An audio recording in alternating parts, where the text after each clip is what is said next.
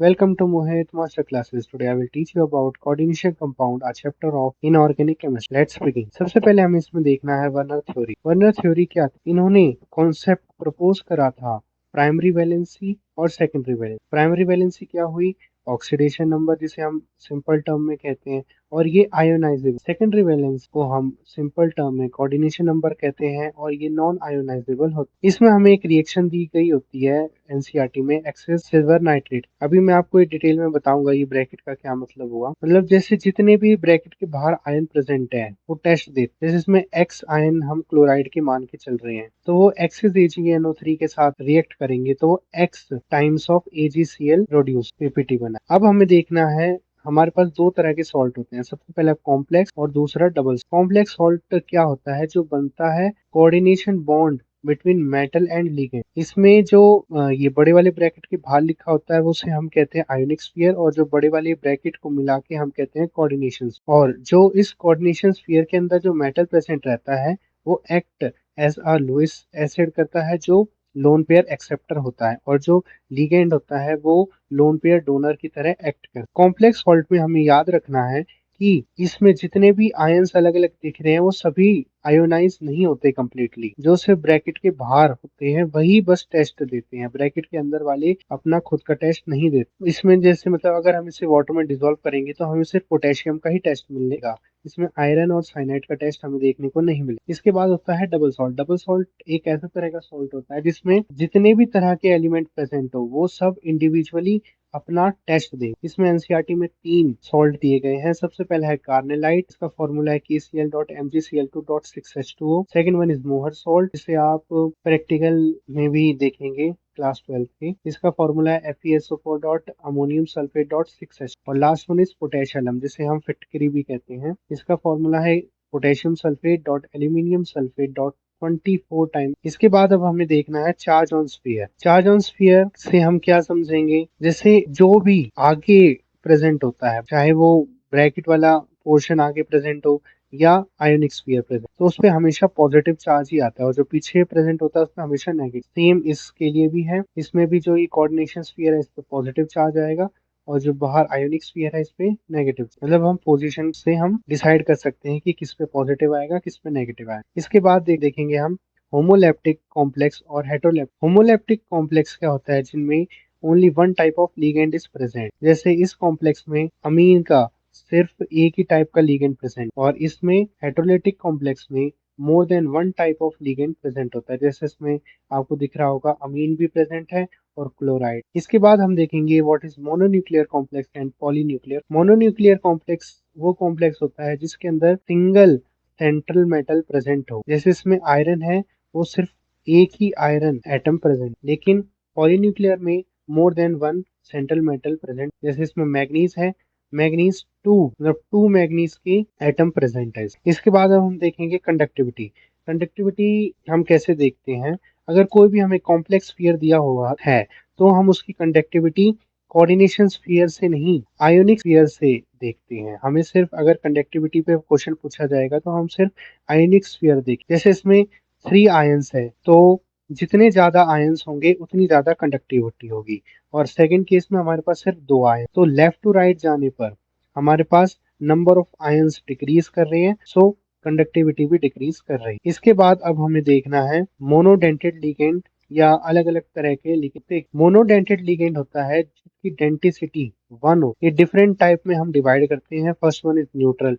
Neutral में आ जाता है कार्बोनाइल, नाइट्रोसाइल और अमीन और एक्वा, से हम वाटर भी कहते हैं। ये दोनों इतने इंपॉर्टेंट नहीं, जो मैंने आपको रेड कलर की ब्रैकेट में लिखे हैं बस आपको वही ध्यान में रखना है। नेगेटिव चार्ज या एनायनिक लिगेंड होते हैं, उसमें फ्लोराइडो, ब्रोमाइडो, क्लोराइडो या हाइड्रोक्सिडो ये सब आ जाते। पॉजिटिव कैटायनिक लिगेंड में आ जाते हैं नाइट्रोसोनियम या नाइट्रोनियम, बस यही दोनों इंपॉर्टेंट। इसके बाद आता है बाइडेंटेड लिगेंड। ये क्या होते हैं? जिनकी डेंसिटी 2 होती है। इसमें आ जाता है इथाइलिन डायमाइन। ये एक ऐसे तरह का बाइडेंटेड लिगेंड है जो न्यूट्रल है, वरना बाकी सब में नेगेटिव चार्ज तो है ही। ऑक्सैलेटो में -2 चार्ज आता है और ग्लाइसिनेटो में -1 चार्ज। इसके बाद अब हम एनसीईआरटी में दिए गए इंपॉर्टेंट पॉइंट देखेंगे। एनसीईआरटी में दिया गया है, अगर जो क्लोरोफिल प्लांट्स में प्रेजेंट होता है ग्रीन कलर का सब्सटेंस, उसके अंदर जो मेटल प्रेजेंट होता है वो होता है मैग्नीशियम। हीमोग्लोबिन जो ह्यूमन ब्लड में होता है उसके अंदर होता है आयरन, और विटामिन B12 जिसे साइनोकोबाल्मिन कहते हैं उसके अंदर मेटल प्रेजेंट होता है कोबाल्ट। इसके बाद हमें देखना है जो वर्नर थ्योरी दी गई थी बाय द साइंटिस्ट वर्नर, हमें एनसीईआरटी में वर्नर कोऑर्डिनेशन कॉम्प्लेक्स दिए हुए हैं, वो है 1 2 3 4। तो इसमें सबसे पहले में अगर जैसे हम फॉर्मूला लिखेंगे कंपाउंड, तो इसका फॉर्मूला आएगा कोबाल्ट NH3 और बाहर Cl, इसमें Cl2, इसमें Cl1 और Cl1, सब में सेम कॉम्प्लेक्स का फॉर्मूला आएगा, बस जो बाहर आयोनिक स्फीयर होगा उसी में फॉर्मूला चेंज होगा। अगर 3 आयन प्रेजेंट है बाहर तो वो कलर आता है येलो, 2 आयन प्रेजेंट है तो पर्पल, 1 आयन प्रेजेंट है तो ग्रीन, और 1 आयन प्रेजेंट है तो वॉयलेट। मतलब अगर 1 आयन प्रेजेंट है तो 2 केस हो सकते हैं, या तो ग्रीन आ सकता है या तो वॉयलेट, कुछ भी हो सकता है। इसके बाद अब हमें बाइडेंटेड लिगेंड के बाद देखना है ट्राइडेंटेड, टेट्राडेंटेड, पेंटाडेंटेड और हेक्साडेंटेड, लेकिन ये आपके सिलेबस में नहीं है तो ये आपके लिए इतना इंपॉर्टेंट नहीं। इसके बाद एनसीईआरटी में एक वर्ड लिखा हुआ है विच इज फ्लेक्सीडेंटेड लिगेंड। ये क्या है? अगर कोई भी लिगेंड के पास फ्लेक्सिबल डेंटिसिटी होती है, मतलब वो प्रॉब्लम के हिसाब से अपनी डेंटिसिटी चेंज कर सकता है, तो उसे फ्लेक्सीडेंटेड लिगेंड कहते हैं। जैसे ethylene diamine tetra acetate EDTA, ये अपनी डेंटिसिटी 4 भी दिखा सकता है, 5 भी दिखा सकता है और 6 भी दिखा सकता है। कैसे? ये एक तरह का पॉलीडेंटेड लिगेंड है, और इस जो डोनर होते हैं, इसमें इलेक्ट्रॉन डोनर होते हैं, वो 2 नाइट्रोजन होते हैं और 4 ऑक्सीजन। ये इसकी एनसीईआरटी लाइन दी गई हुई है कि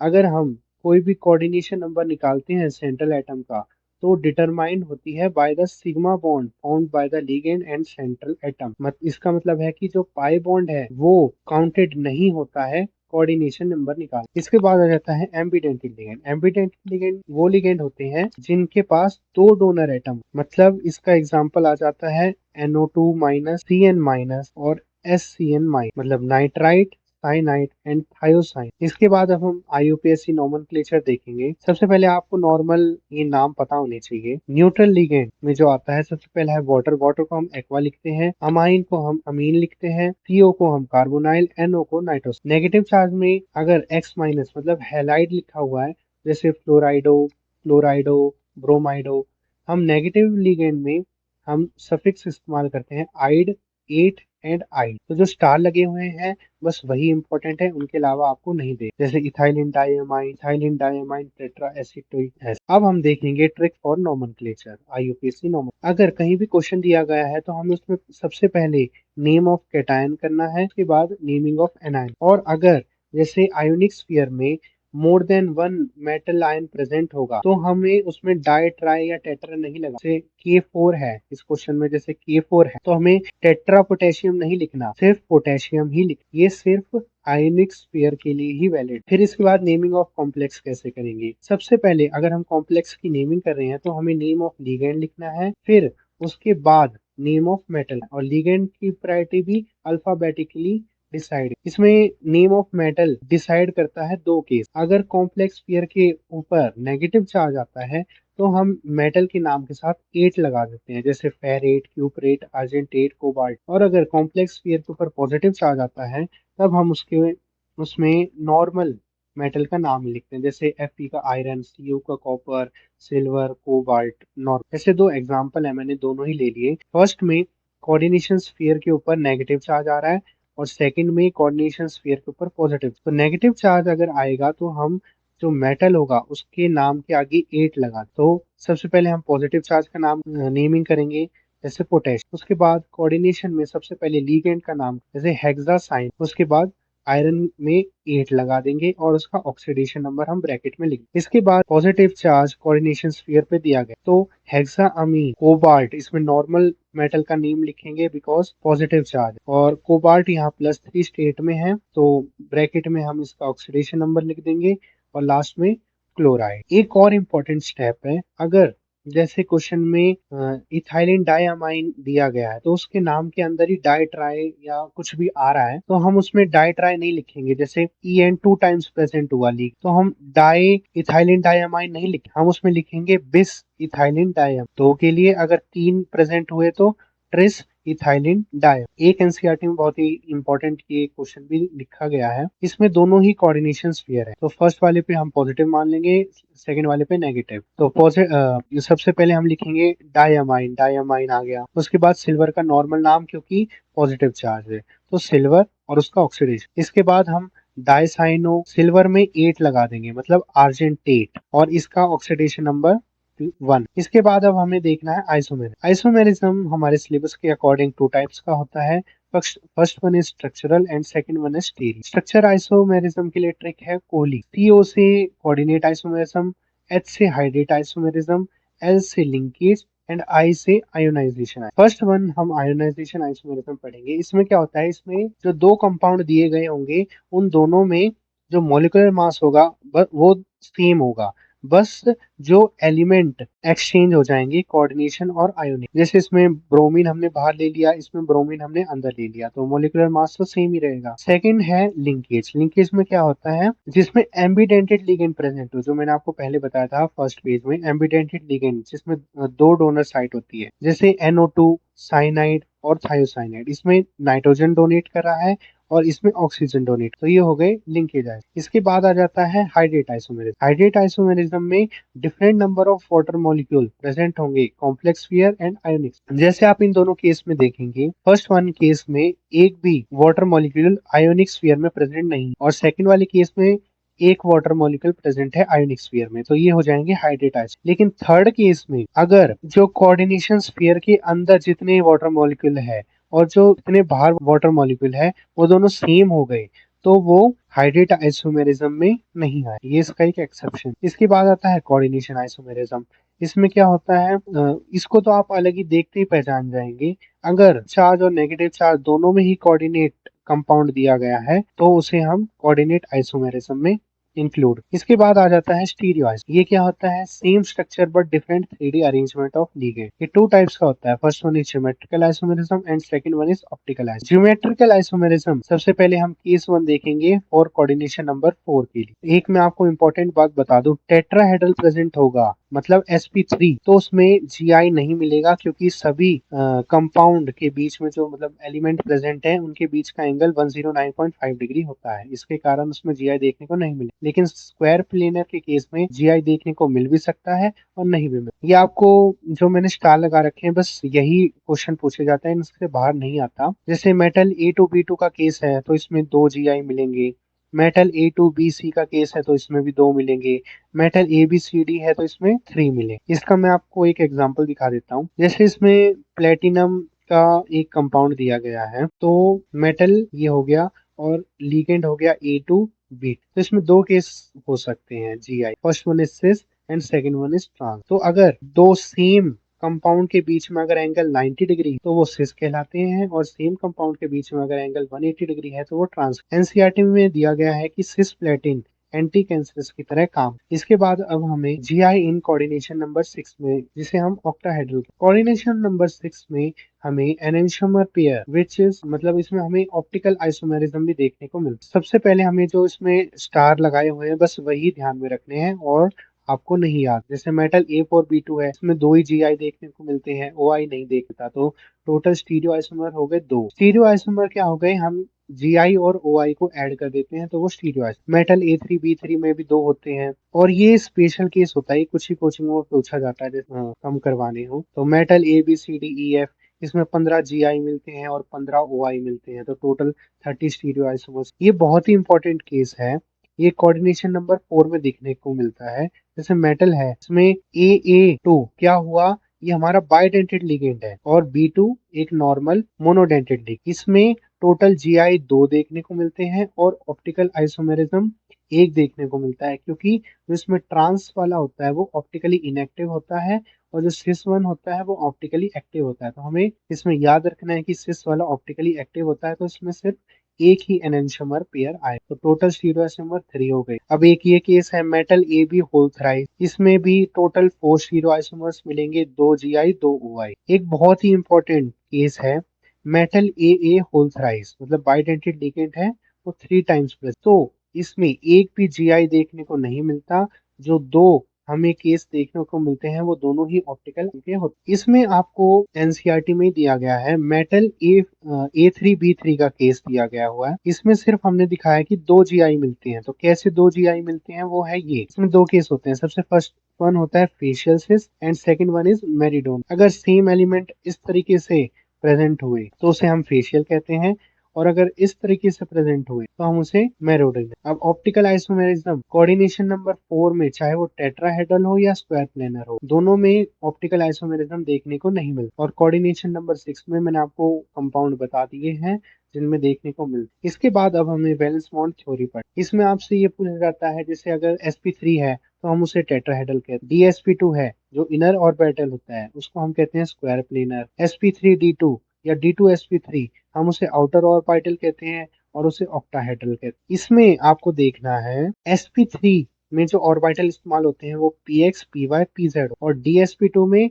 इन तीनों के साथ साथ dx स्क्वायर y स्क्वायर इस्तेमाल होता है। और ऑक्टाहेड्रल के केस में px py pz के साथ dx स्क्वायर y स्क्वायर और dz स्क्वायर इस्तेमाल होता है। फिर एक आपको एनसीईआरटी में स्पेक्ट्रोकेमिकल सीरीज दी गई है, ये हम इस्तेमाल करते हैं कोई भी क्वेश्चन में। अगर हमसे कुछ पूछा गया जैसे इलेक्ट्रॉनिक कॉन्फ़िगरेशन कैसा आएगा या पेयरिंग होगी कि नहीं, उसमें इस्तेमाल में आता है। इसका ट्रिक है, एक बार सचिन क्लास से फरार और ऑक्जेलेटो का पानी से प्यार, नाश्ता हुआ उड़ता अमोनिया इन नॉर्थ कनाडा कॉलम। मतलब पानी के बाद जो भी प्रेजेंट है वो है स्ट्रॉन्ग, मतलब ये इलेक्ट्रॉन की पेयरिंग करा दे। और जो पानी को मिला के जो उससे पहले प्रेजेंट है वो है वीक फील्ड, ये पेयरिंग नहीं करा पा। इसका एक एक्सेप्शनल केस है, अगर कोबाल्ट +3 में प्रेजेंट है तो weak field ligand such as water, oxalate and hydroxide, ये तीनों ही बिहेव करते हैं स्ट्रॉन्ग फील्ड लिगेंड। एक क्वेश्चन एग्जांपल मैं दिखा देता हूँ आपको। जैसे सबसे पहले हमें कोई भी कंपाउंड दिया है तो हमें उसे ऑक्सीडेशन नंबर एक्स मान के हमने इसका ऑक्सीडेशन नंबर निकाल लिया +2। और कोऑर्डिनेशन नंबर क्या होता है, जितने भी लिगेंड प्रेजेंट होते हैं, जिसमें 4 लिगेंड प्रेजेंट है और मोनोडेंटेड है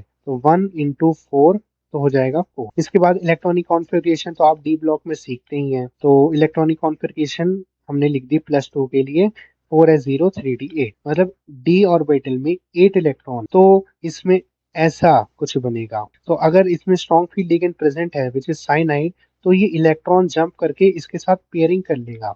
इसके बाद जो हमें 4 कोऑर्डिनेशन नंबर इसका 4 था तो हमें टोटल 4 ऑर्बिटल ले, तो इसमें आ रहा है DsP2। तो ये एक इनर ऑर्बिटल कॉम्प्लेक्स और ये स्क्वायर प्लेन। इसमें फिर सारे इलेक्ट्रॉन पेयर हो गए तो ये अनपेयर्ड इलेक्ट्रॉन इसमें 0 हो गए। अगर अनपेयर इलेक्ट्रॉन 0 हो गए तो ये डायमैग्नेटिक हो गया। और ये कोई भी कलर नहीं देगा क्योंकि इसके पास कोई फ्री इलेक्ट्रॉन है ही नहीं। एनसीईआरटी में एक इंपॉर्टेंट पॉइंट ये भी दिए गए हैं कहीं कहीं, तो मैंने उनको कंबाइन करके यहाँ लिख दिया। अगर प्लेटिनम या पैलेडिनम कॉम्प्लेक्स प्रेजेंट है तो वो हमेशा DsP2 या स्क्वायर ही होंगे, इसलिए आपको सोचना नहीं है। और कोबाल्ट के साथ अगर ऑक्सलेट प्रेजेंट है, ये मेटल ए होल थ्राइस वाला केस है जो मैंने आपको पहले बताया था, तो डायमैग्नेटिक होता है, मतलब उसके पास अनपेयर्ड इलेक्ट्रॉन 0 होते हैं और वो एक इनर ऑर्बिटल कॉम्प्लेक्स है, मतलब D2sp3 होता है because of pairing of electron. FeCO5 trigonal bipyramidal होता है और MnCO5 भी ट्राइगोनल बाइपिरामिडल होना चाहिए था, लेकिन एनसीईआरटी में अलग से लिखा हुआ है कि MnCO5 स्क्वायर प्लेनर होता है। ये एक एक्सेप्शन है, ठीक है, इसे याद रखना ही रखना। फिर इसके बाद हमें एनसीईआरटी में दिया है ब्राउन रिंग कॉम्प्लेक्स का फॉर्मूला, सोडियम नाइट्रोक्लोराइड का फॉर्मूला और जीसस सॉल्ट का फॉर्मूला। ये फॉर्मूला देख लीजिएगा आप दोनों। और जीसस सॉल्ट का मैं आपको लास्ट पेज में दिख। अब वैलेंस बॉन्ड थ्योरी के बाद अब हमें पढ़ना है क्रिस्टल फील्ड। सबसे पहला केस आता है ऑक्टाहेड्रल के लिए। ऑक्टाहेड्रल के हमें याद रखना है कि Eg की एनर्जी T2G से ज्यादा होती है। अब Eg T2G क्या होते हैं, जैसे डी जनरेट डी ऑर्बिटल होता है तो आपको पता होगा उसमें टोटल 10 इलेक्ट्रॉन भरते हैं, और सिंगल करेंगे तो ऐसे 5 इलेक्ट्रॉन भर। तो हम इन 5 ऑर्बिटल को 3 और 2 के केस में डिवाइड कर देते हैं। 2 वाले को हम Eg कहते हैं और 3 वाले को T2G। और सेम टेट्राहेड्रल के केस में भी डिवाइड होते हैं, लेकिन इसमें T2G की एनर्जी ज्यादा होती है Eg से। तो ये आपको याद ही करना पड़ेगा कि किसकी एनर्जी कौन से केस में ज्यादा हो। और हमेशा अगर आप इसमें इलेक्ट्रॉन भरोगे तो लोएस्ट एनर्जी वाले में पहले भरेगा, फिर उसके बाद हाईएस्ट एनर्जी में जंप। और अब हमें क्वेश्चनों में पूछा जाता है कि CFSC को कौन कौन अफेक्ट। CFSC डायरेक्टली प्रोपोर्शनल होती है oxidation number of central atom, मतलब जितना ज्यादा ऑक्सीडेशन नंबर होगा सेंट्रल मेटल एटम का तो उतना ज्यादा उसकी CFSE होगी। जैसे इसमें आयरन +3 में है और इसमें +2 में है, इसकी CFSE ज्यादा हो। CFSE डायरेक्टली प्रोपोर्शनल होता है सीरीज नंबर के। अब जैसे 5D है, मतलब 6th पीरियड, ये 5th पीरियड एंड ये 4th पीरियड, तो इसमें 5D वाले की एनर्जी सबसे ज्यादा होती है 4D वाले से, और 4D वाली की एनर्जी ज्यादा होती है 3D। ये एक एग्जांपल मैंने आपको दे दिया है, जैसे ये मैग्नीज 3D का है और TC अपना 4D। CFSC डायरेक्टली प्रोपोर्शनल होता है नेचर ऑफ लिगेंड की, मतलब जितना ज्यादा स्ट्रॉन्ग फील्ड लिगेंड होगा उसकी CFSC उतनी ज्यादा होगी। मैंने आपको स्पेक्ट्रोकेमिकल सीरीज के अकॉर्डिंग बताया था कि NH3 एक स्ट्रॉन्ग फील्ड लिगेंड है और वाटर एक वीक फील्ड लिगेंड है, तो इसलिए इसकी CFSC ज्यादा हो। और ये आपको याद रखना है कि ऑक्टाहेड्रल की हमेशा फील्ड नेचर ज्यादा होती है टेट्राहेड। अगर आप क्वेश्चन में पूछेगा कि कितनी ज्यादा होती है, तो 9/4 टाइम्स होती है टेट्राहेड की एनर्जी। एक फिफ्थ पॉइंट है कि CFSC डायरेक्टली प्रोपोर्शनल होता है स्टेबिलिटी ऑफ कंपाउंड, मतलब चीलेट कंपाउंड या चीलेट होता है जो रिंग वाला कंपाउंड होता है, उनकी CFSC हमेशा ज्यादा होगी नॉन चिलेट कंपाउंड। अगर हमें CFSC निकालने के लिए बोला जाए क्वेश्चन में, तो उसका फॉर्मूला ये है, माइनस की 0.4 into number of electron in T2J set plus 0.6 into number of electron in EG set plus, ये वाला केस तो कहीं देखने को मिलता नहीं है, लेकिन अगर देखने को मिल भी जाए तो जितने भी पेयर्ड इलेक्ट्रॉन है उनको मल्टीप्लाई कर देना है पेयरिंग एनर्जी। या आप नहीं भी ध्यान रखेंगे तो भी चलेगा, बस आपके लिए इम्पोर्टेंट ये चीज। जैसे मैंने एक ये एग्जाम्पल दे दिया है, इसमें T2J सेट में 1 2 3 4 5 इलेक्ट्रॉन प्रेजेंट है, तो माइनस के 0.4 इंटू 5, तो ये हो जाएगा माइनस के 2 इंटू इलेक्ट्रो जो हमें T2J सेट की एनर्जी दी गई है उसे मल्टी। तो इसके बाद हमें देखना है जॉन टेलर डिस्टॉर्शन। ये एनसीईआरटी में दिया गया है लेकिन लोग इसे पढ़ाते नहीं, लेकिन इससे कहीं कभी भी सवाल अगर कोई भी सिमेट्रिकल ऑक्टाहेड्रल फील्ड है तो उसमें जॉन टेलर डिस्टॉर्शन एब्सेंट हो, जैसे हाफ फील्ड हो गया, फुल फील्ड हो गया, या दोनों केस हो गए, उनमें JTD एब्सेंट रहता है। जैसे D3 का केस है, तो इसमें T2G में 1 2 3 ऐसे भरे, इसमें हाफ फील्ड हो गया T2G सेट, तो इसमें नहीं मिलेगा। और D5 वीक फील्ड लिगेंड है, मतलब 1 2 3 4 5, इसमें भी नहीं मिलेगा। और D6 स्ट्रॉन्ग फील्ड लिगेंड है, तो मतलब पेयरिंग होके ऐसा कुछ बन जाएगा, तो इसमें भी नहीं दिखेगा। D8 D10 सेम केस, इनमें भी नहीं। अगर आपको नहीं याद होता तो आप ऐसे नंबर याद कर सकते हो, 3 5 6 8। इसके बाद अब हमें पढ़ना है what is effective atomic number. इसका एक नॉर्मल सिंपल सा फॉर्मूला होता है, atomic number minus oxidation number plus 2 into coordination number plus metal metal bond अगर प्रेजेंट में। इसमें दो केस हो जाता है, अगर EAN हमारा 36 या 54 आता है तो वो स्टेबल हो जाता है कंपाउंड, और अगर इन दोनों के बराबर नहीं आता तो वो अनस्टेबल हो। फिर इसके बाद एक स्टेबिलिटी का एक इंपॉर्टेंट मैंने आपको फिफ्थ स्टेप में बताया था कि चिलेट कॉम्प्लेक्स, मतलब रिंग वाले कॉम्प्लेक्स की ज्यादा होती है नॉन चिलेट, और स्टेबिलिटी डायरेक्टली प्रोपोर्शनल होती है ऑक्सीडेशन नंबर। इसके बाद आ जाता है ऑर्गेनो मेटेलिक कंपाउंड। ये क्या होते हैं, अगर जो मेटल होता है डायरेक्टली बॉन्डेड होता है कार्बन के साथ, तब हम उसे ऑर्गेनो मेटेलिक कंपाउंड कहते हैं। इनका भी दो केस होता है, आयोनिक और कोवेलेंट। आयोनिक में क्या होगा, आयोनिक बॉन्ड प्रेजेंट होगा। कोवेलेंट में क्या होता है कोवेलेंट बॉन्ड प्रेजेंट होगा। फिर इसमें कोवेलेंट में 3 टाइप्स में डिवाइडेड होते हैं, sigma, pi and sigma bye, दोनों प्रेजेंट। सिग्मा में क्या होता है, ये एनसीईआरटी की लाइन है, मैं एनसीईआरटी की लाइन दिखाता हूँ आपको। ये लाइन सिग्मा बॉन्ड में क्या होता है, डोनेशन होता है लोन पेयर ऑफ इलेक्ट्रॉन का for carbonyl carbon into a vacant orbit of a metal. और इसके एग्जांपल होते हैं Grignard reagent, RMGX, R2ZN, Frankland reaction, ये कंपाउंड और ये वाला। सेकंड केस होता है पाई बॉन्डेड। इसकी डेफिनेशन एनसीईआरटी में दी गई है, donation of pair of electron from d orbital of metal into a vacant antibonding pi star orbital of carbon mono. इसके एग्जांपल है जीसस सॉल्ट, जो मैं आपको फॉर्मूला बता रहा था वो ये है फॉर्मूला, और दूसरा है फेरोसिन, उसका फॉर्मूला ये। फिर थर्ड केस आ जाता है सिग्मा एंड पाई बॉन्डेड, इन्हें हम सिनर्जिट्स, जो ये होते हैं जो compound of metal with carbon monoxide. इसके एनसीईआरटी में आपको स्ट्रक्चर दिए गए हैं,